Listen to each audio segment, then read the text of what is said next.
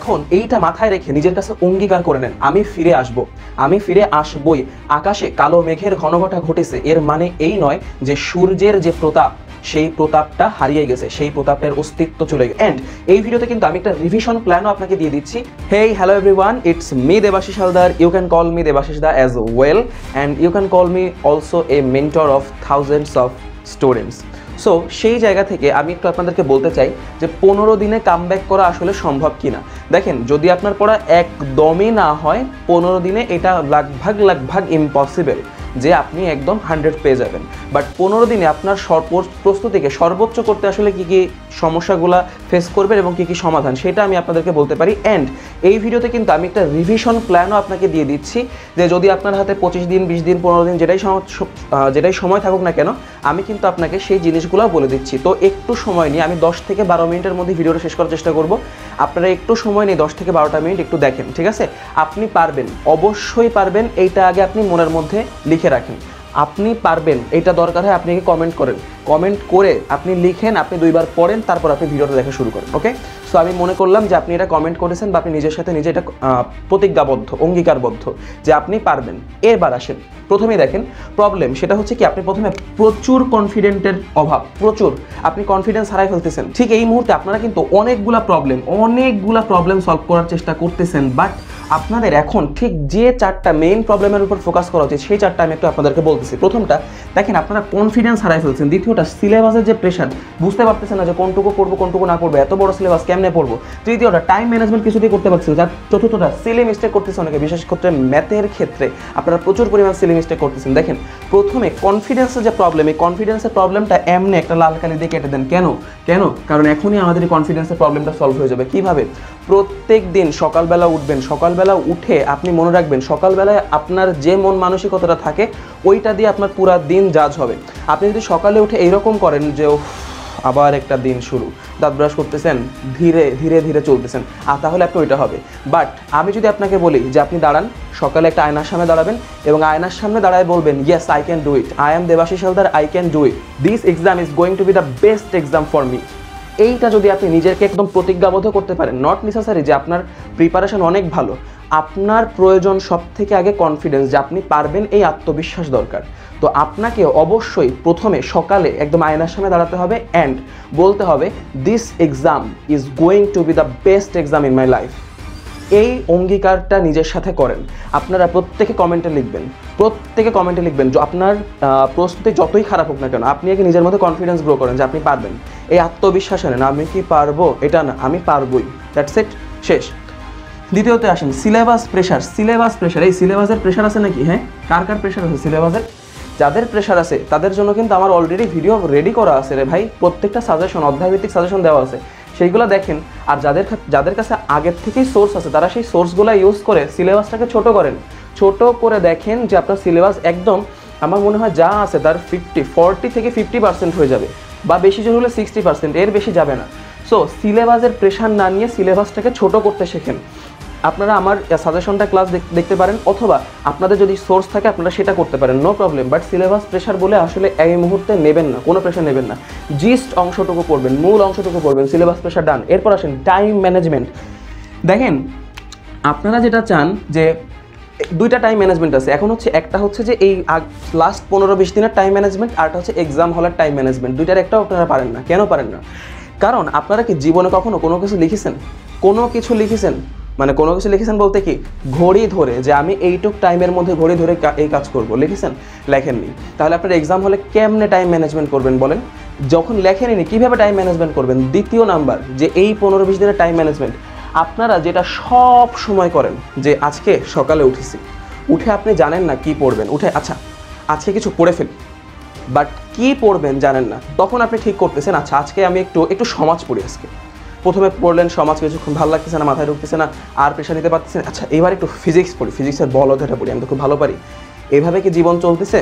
যদি চলে, বাদ দেন। আগের দিন রাত্রে ঘুমানোর সময় লিখে রাখবেন যে কালকে আপনি কোন টাইমে পড়তে চাচ্ছেন। এরপরে কালকে উঠে আপনি পড়বেন। আপনি দেখবেন আপনি 100% রুটিন মেনটেন করতে পারতেছেন না, বাট 80% করেন, 90% করেন, যেটা হবে আপনার টাইম ম্যানেজ করার যে গুণাবলী সেটা আপনার মধ্যে একদম ইনক্লুড হয়ে যাবে। ঠিক আছে, এই জিনিসটা ফলো করেন। এরপর সিলি মিস্টেক যেটা করবেন, আপনারা যেটা করেন সাধারণত, ম্যাথ একটা নিছি এক্সাম্পলের ম্যাথ, আর যদি অনুশীলনের ম্যাথ হয় তাহলে তো আলহামদুলিল্লাহ, অনুশীলনের ম্যাথের পাশে আপনারা কী করেন, গাইডটা রেখে নেন। এগুলা বাদ দেন রে। আচ্ছা কী করেন ওটাকে বলি, যে ধরেন অনুশীলনী ম্যাথ, এক পাশে বই এক পাশে গাইড। আচ্ছা এই ম্যাথটা আচ্ছা কেন, ওয়াই? আপনারা যদি বায়োলজির কোনো একটা কোশ্চেন নেন, যে আচ্ছা হার্টের এই কোশ্চেনটা আসছে, তাহলে হার্টের এভাবে লিখবো, এভাবে লিখবো, এভাবে লিখবো, এভাবে লিখবো, ওয়াই? একটু ওই জিনিসটাকে খাতায় লিখে দেখেন, দেখবেন আপনার অ্যান্সার লেখা ভালো হয়নি। অ্যান্সার লেখা একদমই ভালো হয়নি। কেন? কারণ আপনি সিলি মিস্টেক করে ফেলতেছেন, আপনি রাইটিং প্যাটার্নটা ফলো করতে পারতেছেন না। দেখেন, যে 99 পায় আর যে 90 পায়, তাদের দুজনের মধ্যে জ্ঞানের কিন্তু আহামরি পার্থক্য নেই, বাট কোন জিনিসটা তাদেরকে এই 90 আর 99-এর মধ্যে পার্থক্য করে দিল? লেখার অভ্যাস, লেখার যে বিষয়গুলো, লেখার সৌন্দর্য, টাইম ম্যানেজ করার অভ্যাস, এই ছোট ছোট জিনিসগুলোই কিন্তু তাকে ওই 9 মার্ক আগায় দিল। এই ছোট ছোট জিনিসগুলোর কারণেই কিন্তু বোর্ড যে ফার্স্ট হবে সে এগিয়ে থাকবে। ঠিক আছে, আপনি এতটুকু মাথায় রাখবেন, আপনি যে 15 দিন, আপনার হাতেও 15 দিন আছে, যে বোর্ড ফার্স্ট হবে ওর হাতেও 15 দিন আছে, তাহলে আপনি কেন না বোর্ড ফার্স্ট? আপনি কেন বোর্ড ফার্স্ট হবেন না? এই প্রশ্ন নিজেরা করেন। আপনি অবশ্যই পারবেন। আপনি নিজেকে আগে এটা বুঝান যে আমি পারবো, যাই আসবে না কেন দেখে নেব। এই আত্মবিশ্বাস থেকে এই সিলি মিস্টেক পর্যন্ত আপনারা প্রবলেমটা সলভ করে ফেলেন। এইবার আসেন এই জায়গা থেকে, এটা পরে বলবো, এই পাশে আগে আসেন। দেখেন, কিছু কিছু জিনিস আপনাকে অবশ্যই এখানে খেয়াল রাখতে হবে। অন্ধকারে তীর ছোড়া একদমই যাবে না, এই ক্ষেত্রে যাবে না।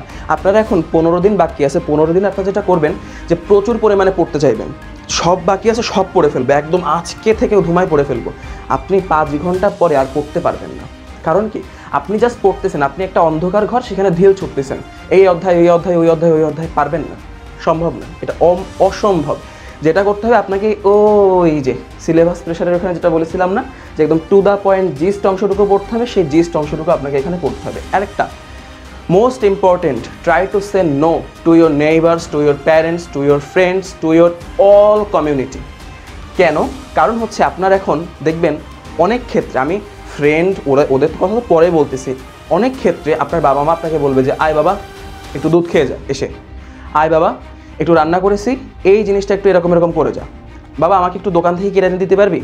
আপনি এই 15 দিনে বা এই 1 মাসে ওনাদেরকে বলবেন যে বাবা মা, আমার আর 15 দিন, 20 দিন, 30 দিন সময় আছে, আমারে এখন মাফ করো, এই 15 দিন আমার হচ্ছে গেম চেঞ্জিং সময়, তোমরা আমাকে এই টাইমটায় হেল্প করবা। কিভাবে হেল্প করবা? প্রথমত তোমরা আমার কোনো কাজের কথা বলবা না, কারণ আমি সারাদিন পড়তেছি, সারাটা দিন। দেখেন, নিজের ক্ষেত্রে এই কনফিডেন্সটা রাখেন যে আপনি সারাদিন পড়তেছেন। আপনার ক্ষেত্রে ওয়াশরুমে যাওয়াটাও যেন একটা প্রেশার হয়ে যায়, যে ও আমার পড়াটা শেষ হচ্ছে না। আমি কিন্তু লাস্ট 15 দিনের কথা বলছি ভাই। এই সময় যদি আপনারা কেউ আতেল বলে, সগৌরবে বলবেন যে হ্যাঁ আমি আতেল, নো প্রবলেম। এই যারা আতেল বলবে এই টাইমটায়, ওরাই আপনার রেজাল্টের পরে আপনাকে বাহবা দেওয়ার জন্য প্রথম লাইনে থাকবে। ঠিক আছে, ওরাই আপনাকে দেখবেন একটু কটাক্ষ করে বলবে, আচ্ছা জিপিএ 5 তো পাইছো, কিন্তু প্রত্যেক সাবজেক্টে মনে হয় 80 পাওনি।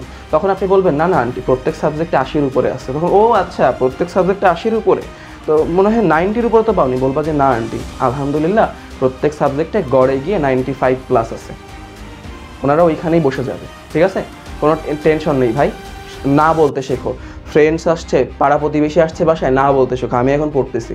সবাই দেখে আতেল ভাববে, ভাবুক, তুমি আতেল, গৌরবে বলবা হ্যাঁ আমি আতেল। ঠিক আছে, কোনো সমস্যা, বেশি কুলনেস দেখাতে যেও না, না বলতে শেখো। কুলনেস দেখাতে গিয়ে আমরা সবাইকে হ্যাঁ বলে ফেলি, প্রতিজ্ঞা দিয়ে ফেলি, ওইসব বাদ দাও। প্রতিজ্ঞা হবে নিজের সাথে, অঙ্গীকার হবে নিজের সাথে, নিজের সাথে নিজে অঙ্গীকারবদ্ধ হবে, ওইসব বাদ। রাইটিং মিস্টেক যেটা তোমরা সব থেকে বেশি করো, এবং এই রাইটিং জিনিসটা, ধরো তোমার জ্ঞান একটু কম, মনে করলাম তুমি যখন পরীক্ষার খাতায় যাচ্ছ, মনে করলাম তোমার জ্ঞান একটু কম, তো এই রাইটিং মিস্টেকগুলো তোমরা যদি একটু কমাই ফেলতে পারো না, তোমাদের পরীক্ষার মার্ক কিন্তু বেড়ে যাবে। কি কি দেখো, কিওয়ার্ডসগুলো ভালো করে লিখবা, রাইটিং প্যাটার্নসগুলো ভালো করে ফলো করবা। কি প্যাটার্ন ফলো করবা? ওই যে ক নাম্বার 1 লাইন, খ নাম্বার হবে 1 থেকে 2 প্যারা, 2 প্যারা হবে, প্রথম প্যারা 1 লাইন, দ্বিতীয় প্যারা 3 থেকে 4 লাইন, গ নাম্বার হবে 4 প্যারা, ঘ নাম্বার হবে 4 প্যারা। অনেকে বলেন গ নাম্বার 3 প্যারা লিখবেন, 3 প্যারা লেখেন, সমস্যা নেই, বাট আমি জেনারেলি যেটা ফলো করতাম, আমি গ আর ঘকে কখনো আলাদা করে দেখতাম না। গতেও আমার 4 মার্ক, ঘতেও আমার 4 মার্ক, আমি এভাবে দেখতাম। গতে যদিও 3 মার্ক, আমি দেখতাম গতেও আমার 4 মার্ক, ঘতেও আমার 4 মার্ক। এইভাবে যখন আপনি দেখবেন, তখন আপনি গতে 3 পাবেন, ঘতে 3 পাবেন। বাট যদি আপনি দেখেন গতে আমার 3 মার্ক, ঘতে 4 মার্ক, তখন আপনি গতে 2 পাবেন, ঘতে 3 পাবেন। আপনি এটা হিসাব করেন যে আপনি কিভাবে বিষয়টাকে দেখতে চাচ্ছেন, ইটস আপ টু ইউ। আর লাস্টলি টাইম ম্যানেজমেন্ট। দেখেন আপনি যদি এরকম ভাবেন যে আমি একদম বাসায় লিখবো না, আমি একদম এরকম করে দেখে যাব, তাহলে আপনি কিভাবে আশা করেন যে প্রথম বাংলা পরীক্ষায় যেটা 7টা সৃজনশীল আপনার 2.5 ঘন্টায় লিখতে হবে আপনি সেটা লিখে আসতে পারবেন? এটা কখনো সম্ভব না। জাস্ট একটা পেজ নেবেন, একটু লেখার অভ্যাস করবেন, সিলি মিস্টেকগুলোও যাবে, টাইম ম্যানেজমেন্টটাও একবারে ক্লিয়ার হয়ে যাবে। জাস্ট একটু লেখার প্র্যাকটিস করবেন, বেশি না। এখন তো আপনাদের অনেক সময় নেই, কিন্তু একটু লেখার প্র্যাকটিস করবেনই করবেন, ঠিক আছে? যারা মনে করেন যে পরীক্ষা দিতে চাচ্ছেন তারা একটু পরীক্ষা দিন মাঝে মধ্যে, অনেক বেশি এখন পরীক্ষা দিয়েন না। আপনার যদি এক্সাম প্রিপারেশনই না থাকে আপনি কেমনে পরীক্ষা দিবেন? এখন আপনি নিজে বাসায় বসে বসে একটু ভালো করে লেখার চেষ্টা করেন, নিজে বাসায় বসে বসে স্টাডি করার চেষ্টা করেন, মাঝে মধ্যে সপ্তাহে 2-3টা পরীক্ষা দেন, দ্যাটস ইট। প্রত্যেকদিন পরীক্ষা দেওয়ার এখন যদি আপনার প্রিপারেশন না থাকে কোনো দরকার নেই। আমি নিজে দায়িত্ব নিয়ে বলছি এটা ভাই, আমি নিজে বোর্ড স্ট্যান্ড করা মানুষ, আমি নিজে জেলা স্ট্যান্ড করা মানুষ, আমি নিজে কখনোই আপনাদের লাস্ট টাইমে যে মডেল টেস্ট যে জিনিসগুলো আছে আমি দিইনি। তো আমি যদি না দিয়ে পারি, আমার মনে হয় আপনাদের যাদের প্রিপারেশন এখন ভালো না তারা অবশ্যই না দেওয়া উচিত, এটা আমি আপনাকে দায়িত্ব নিয়ে বলতেছি। এরপর আসেন, যদি আপনি এই ভিডিওটা এমন টাইমে দেখেন যে আপনি পরীক্ষার আগে 25 দিন দেখতেছেন, তাহলে আপনি 25 দিনকে 10-10-5 এই 3 দিনে ভাগ করবেন। যদি আপনি এই ভিডিওটা 20 দিন আগে দেখেন 8-8-4 এই 3 ভাগে ভাগ করবেন। যদি 15 দিন আগে দেখেন তাহলে 6-6-3 এই 3 ভাগে ভাগ করবেন। 6-6-12 আর 3 15, ওকে? তো প্রথম যে ডেটটা থাকবে, প্রথম ডেটে প্রথম 6 দিনে হবে, আমি মনে করলাম আপনি 15 দিন আগে আমার ভিডিও দেখছেন মনে করলাম, তো প্রথম যে 6 দিন, এই 6 দিনে হবে রিভিশন 1, তারপরে 6 দিনে হবে রিভিশন 2, তারপরে 3 দিনে হবে স্পিড রিভিশন।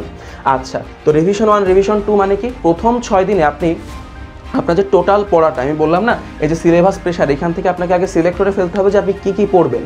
তো ওই সিলেক্ট করা অংশটাকে 2 ভাগে ভাগ করবেন। প্রথম ভাগটা পড়বেন প্রথম 6 দিনে, দ্বিতীয় ভাগটা পড়বেন তারপরের 6 দিনে, ঠিক আছে? আর তারপরের 3 দিনে হবে এতদিন আমি যা যা পড়লাম সেইগুলো একদম এক নাগাড়ে পড়ে যাওয়া।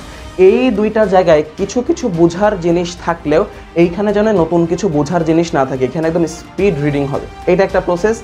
আর 2 নাম্বার প্রসেস হচ্ছে, দেখেন আপনি যদি চান যে আমি, অনেকে আছেন এরকম যে আমি হায়ার ম্যাথ জেনারেল ম্যাথ এগুলো একবারে শেষ করতে চাচ্ছি, তো তখন দেখেন আপনি এখানে একটা 18 দিনের প্ল্যান আছে। 18 দিন, যাদের হাতে 20 দিন 18 দিন আছে তারা এটা ফলো করবেন, যাদের হাতে 15 দিন থাকবে, যদি 15 দিন আগে ভিডিও দেখেন তারা কী করবেন তারা সেটা আমি বলে দিচ্ছি। দেখেন, physics, chemistry, biology, Bangla, English, higher math প্রত্যেকটার জন্য 2 দিন করে, প্রত্যেকটার জন্য 2 দিন। এই পাশে দেখেন 5 দুগুণে 10 আর 2, 5 দুগুণে 10 আর 2 12 দিন।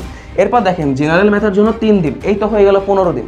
এরপর দেখেন বিজিএস, ধর্ম, আইসিটি, কৃষি, এই প্রত্যেকটার জন্য 1 দিন করে আমাদের রাখতে হবে।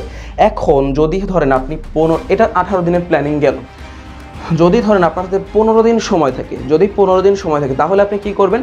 তাহলে এই যে বিজিএস, ধর্ম, আইসিটি এই জায়গাগুলোর সব থেকে একদম ইম্পর্টেন্ট, যেখান থেকে 3-4টা সৃজনশীল আসবেই, সেই জিনিসগুলো এই প্রত্যেক দিন রাত্রে রাত্রে একটু একটু পড়ে ফেলতে হবে, এছাড়া আর কোনো উপায় নেই, ঠিক আছে? সো রিভিশন প্ল্যান আপনি এটাও ফলো করতে পারেন, আপনি এটাও ফলো করতে পারেন, যেভাবে ফলো করেন আপনাকে কিন্তু অবশ্যই রিভিশনটা একদম ক্লিয়ার করে ফেলতে হবে, ঠিক আছে?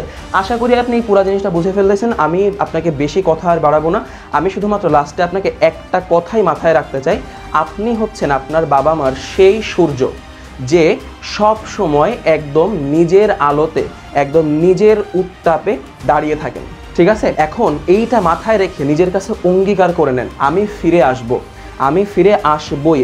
আকাশে কালো মেঘের ঘনঘটা ঘটেছে, এর মানে এই নয় যে সূর্যের যে প্রতাপ সেই প্রতাপটা হারিয়ে গেছে, সেই প্রতাপটার অস্তিত্ব চলে গেছে, মানে কখনোই এটা না। তাই আপনারও হয়তো বা পরীক্ষার শুরুতে একদম যখন 1 বছর আগে অনেক নিজেকে অঙ্গীকার করেছিলেন যে এটা করবো ওটা করবো, বাবা মার মুখ উজ্জ্বল করব, কিন্তু কোনো কারণে একটু মেঘের ঘনঘটা দেখা দেওয়ায় আপনার আলোটা হয়তো বা দেখানো যায়নি। বাট এইটা মুহূর্ত, এইটাই সেই মুহূর্ত যে মুহূর্তে আপনি নিজের আলোটা দেখাতে পারবেন, নিজের প্রতাপ, নিজের উত্তাপটা দেখাতে পারবেন, ঠিক আছে? মেঘ সব ছড়ায় দেন, আপনি যে সূর্য, আপনি যে এখনও বিরাজ করেন, আপনার অস্তিত্ব যে এখনও আছে, এই জিনিসটা সবাইকে দেখায় দেওয়ার সময় মনে হয় চলে আসছে। So wishing you a very very very good luck juniors, keep glowing, always pray for me and I am also praying for you and I promise I will stand with you till the end. Okay, দেখা হবে অন্য কোনো ভিডিওতে, ভালো থাকবেন সবাই, very good luck.